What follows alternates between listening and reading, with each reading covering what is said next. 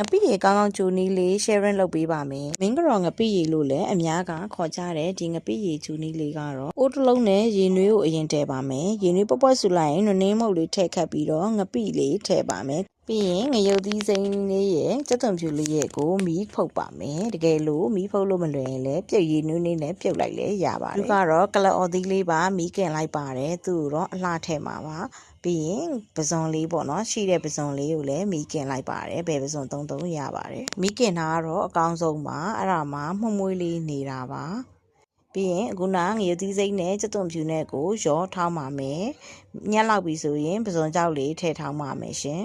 ငပိရေချိုရပြီဆိုရင်လည်းသူ့ကိုငပိစစ်လေးနဲ့စစ်ပြီးတော့ရေလေးကိုပြန်ပြီးတော့မီးပေါ်ထပ်တင်ပါမယ်ရှင်မီးပေါ်မှာပြန်ပြီးစုပြီးတော့မှအခုနထောင်းထားတဲ့အရောလေးကိုထည့်ပါမယ်ငပိကတော့ဘယ်ငပိဖြစ်ရပါတယ်ရှုကတော့ငရက်ငပိသုံးထားတာပါရေသီးစိမ့်နဲ့စက်သွန်ဖြူနဲ့အရောလေးကိုထည့်ပြီးတော့ပွက်ပွက်ဆူလာပြီဆိုရင်ခုနမီးကင်ထားတဲ့ကလအော်သီးနဲ့ပဇွန်ကိုထည့်ပေးပါမယ်ရှုကငပိရေချိုရင်စားမထည့်တော့ပါဘူးဟင်းခတ်မုတ်လောက်ပဲထည့်လိုက်ပါတယ်သူ့မှာပဇွန်ကြောက်လည်းပါတယ်ငပိရဲ့အငန်တက်လည်းရှိတော့စားထပ်မထည့်တော့ပါဘူးကောင်းကောင်းပွက်ပွက်ဆူလာပြီဆိုရင်မင်းကတော့ငပိရေဖြော်လေးရပါပြီရှင်ငပိရေတစ်ခွက်ကတော့လူတိုင်းကြိုတက်ကြမယ်ထင်ပါတယ်ယူကတော့စားကောင်းအောင်ကြိုနီးလေးကိုမျှဝေပေးတာပါရှင်အားလုံးပဲဒီနီးလိုင်းလေးတိုင်းလက်လှုပ်စားကြည့်နော်ထမင်းမိန်မှာအသေးကြပါပဲရှင်ဒါဆိုနောက် vlog လေးတွေမှာပြန်ဆုံပါမယ်ရှင်